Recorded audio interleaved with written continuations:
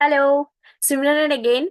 तो आज मैं फिर से आ गई हूँ एक नया टॉपिक के साथ। तो आज का जो टॉपिक है वो होने वाला है three important information before starting the preparation for your interview और प्लेसमेंट। जब आप कॉलेज में होते हो, थर्ड ईयर फोर्थ ईयर में होते हो, तब आपके पास कॉलेज में बहुत सारा कैंपसिंग का ऑप्शंस आते हैं, बहुत सारा इंटर्नशिप प्लेसमेंट का ऑप्शंस आते हैं। एंड इसके लिए आपको तैयारी स्टार्ट करना पड़ता है। लेकिन ये तैयारी स्टार्ट करने के पहले क्या इंफॉर्मेशन आपको जानना जरूरी होता है, उसको लेके हम लोग बात करेंगे। तो लेट्स स्टार्ट द टॉपिक। तो इंटर्नशिप्स के लिए कंपनीज जो होते हैं वो कॉलेज में अपना हायरिंग स्टार्ट कर देते हैं थर्ड ईयर के स्टार्टिंग से ही। ठीक है, जब आप कॉलेज में थर्ड ईयर पे होते हो तब से ही कॉलेज का इंटर्नशिप के लिए जो होता है हायरिंग स्टार्ट हो जाती है। मतलब वो जुलाई की एंड से वो हायरिंग स्टार्ट हो जाती है।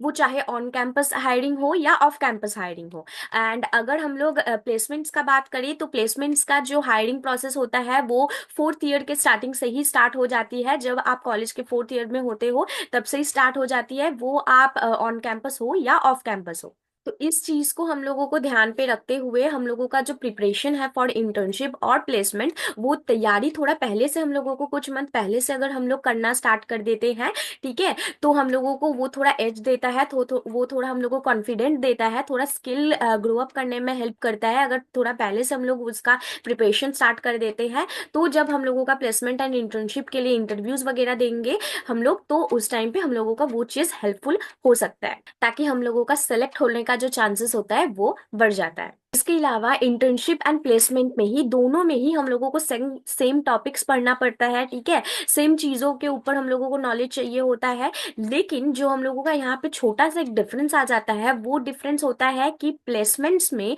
हम लोगों का जो राउंड ऑफ इंटरव्यू होता है, number of round of interview होता है, वो थोड़ा ज्यादा होता है। एंड इंटर्नशिप में number of round of interviews थोड़ा कम होता है। एंड उसके साथ साथ कंपनीज जब इंटरव्यू लेती है इंटर्नशिप्स के लिए, तो हम लोगों को थोड़ा इजी सा क्वेश्चंस पूछती है। वहां पे ही जब हम लोगों को वो चीज प्लेसमेंट्स के लिए इंटरव्यू होता है, तब वही सेम टॉपिक में वो इंटरव्यू का जो क्वेश्चंस होता है वो थोड़ा हार्ड हो जाता है।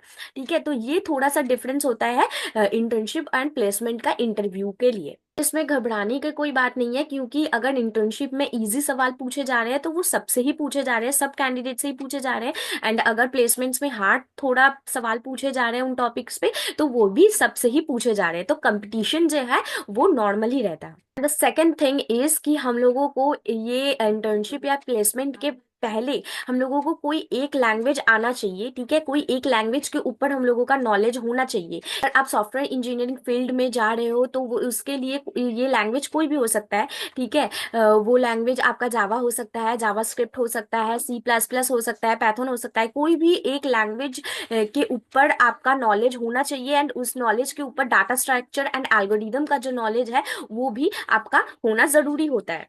एंड एक लैंग्वेज का पता होने का हमारा ये मतलब होता है कि उस लैंग्वेज का जो बेसिक्स होता है वो बेसिक्स हमें पता हो। उसके अंदर हमारा वेरिएबल एंड डेटा टाइप्स क्या है वो पता होना चाहिए, कंडीशनल स्टेटमेंट्स क्या है वो पता होना चाहिए, लूप्स कैसे लिखते हैं एंड फंक्शंस को कैसे लिखते हैं। ये थोड़ा जो बेसिक सा मिनिमम सा नॉलेज है वो होना चाहिए हम लोगों को। तो अगर ये चार पांच बेसिक सा टॉपिक्स हमारे कोई लैंग्वेज के अंदर हमें लिखने आते हैं, तो मतलब उस लैंग्वेज का बेसिक्स जो है उसका नॉलेज हमें बहुत अच्छे से होता है। एंड ये इंपॉर्टेंट होता है कोई भी प्लेसमेंट एंड इंटर्नशिप के पहले ये चीजों का तैयारी करने के लिए। तो अगर आपको ये बेसिक सा नॉलेज जो है वो अगर नहीं आता है पहले इंटर्नशिप्स के या प्लेसमेंट्स के पहले, तो कोई बात नहीं।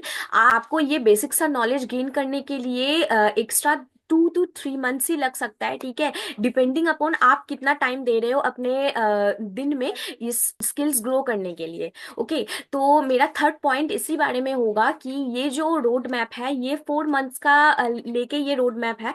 तो अगर आप थोड़ा ज्यादा टाइम देते हो दिन में, अगर थोड़ा ज्यादा आप जल्दी जल्दी ये चीजें कर लेते हो, ठीक है, जल्दी ये चीजें आप सीखते हो, ठीक है, तो ये बहुत ज्यादा हेल्पफुल होगा। आप अगर सॉफ्टवेयर इंजीनियरिंग फील्ड में आप इंटर्नशिप प्लेसमेंट्स के लिए रेडी हो रहे हो, एंड उस टाइम पे अगर आप थोड़ा ज्यादा जल्दी ये चीजें कर लेते हो, ठीक है, ज्यादा जल्दी ये चीजें कवर करते हो, ये टॉपिक्स कवर करते हो, ये बेसिक्स नॉलेज आप जल्दी गेन कर लेते हो, एंड उसके बाद आप अपना वो जो चीजें हैं रिहर्स करते हो, ठीक है, इंटर्नशिप एंड प्लेसमेंट्स के लिए बहुत ज्यादा फिर हेल्पफुल हो जाएगा। क्योंकि इससे क्या होगा, आप ज्यादा कॉन्फिडेंट फील कर पाओगे। ठीक है, आपको पता होगा कि आपके पास वो स्किल है, ठीक है, जिससे आप प्लेसमेंट एंड इंटर्नशिप आसानी से क्लियर कर सकते हो। तो ये कुछ 3 इंपॉर्टेंट इंफॉर्मेशन थे before preparation for any placement और इंटर्नशिप्स। ये video specially software engineering students के लिए है। तो आपका कोई भी जान पहचान अगर सॉफ्टवेयर इंजीनियरिंग फील्ड में है, जो भी 3rd ईयर या 4th ईयर में है,